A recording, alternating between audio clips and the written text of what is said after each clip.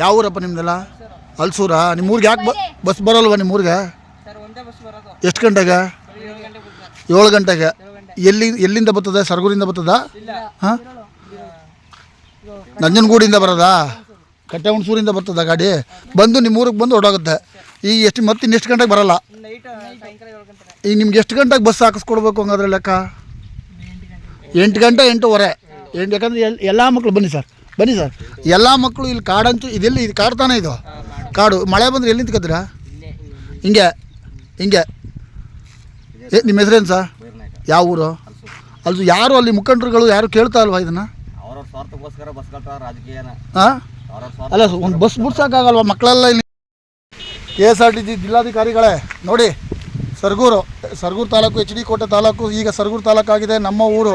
ಇದು ಸರಗೂರು, ಯಡಿಯಾಲ, ಗುಂಡ್ಲುಪೇಟೆ ಮಾರ್ಗವಾಗಿ ನಂಜನಗೂಡು ಮಾರ್ಗವಾಗಿ ಹೋಗುವ ರಸ್ತೆ ಇದು. ಇಲ್ಲಿ ಒಂದು ಯಾವುದೇ ರೀತಿಯ ಒಂದು ಬಸ್ ಸ್ಟ್ಯಾಂಡ್ ಇಲ್ಲ. ಇಲ್ಲಿಂದ ಹಲ್ಸೂರು ಅನ್ನೋ ಊರು ಬರೀ 2 ಕಿಲೋಮೀಟ್ರು. ಈ ರಸ್ತೆಯಲ್ಲಿ ಹೋದರೆ 2 ಕಿಲೋಮೀಟ್ರ್. ಬರೀ ಈ ರಸ್ತೆ ಬೆಳೆಸ್ಕೊಂಡು ಹೋದರೆ ಒಂದು 60-70 ಮಕ್ಕಳು ನೋಡಿ. ಮಳೆ ಬರ್ತಾ ಇದೆ, ಮಳೆಗೆ ಮಕ್ಕಳು ಇದು ನೆನೀತಾ ಇದ್ದಾರೆ. ಕೆಲವು ಮಕ್ಕಳು ಏನೋ ಛತ್ರಿ ತಂದಿದ್ದಾರೆ ಪಾಪ. ನೋಡಿ ಎಷ್ಟು ಕಷ್ಟ ಇದೆ. ಇವತ್ತಿನ ಕಾಲದಕ್ಕೂ ಇವತ್ತು ಡೇಟ್ ಎಷ್ಟು? ದಿನಾಂಕ ಎಷ್ಟು? 15. ಎಷ್ಟನೇ ತಿಂಗಳು, ಎಷ್ಟನೇ ವರ್ಷ?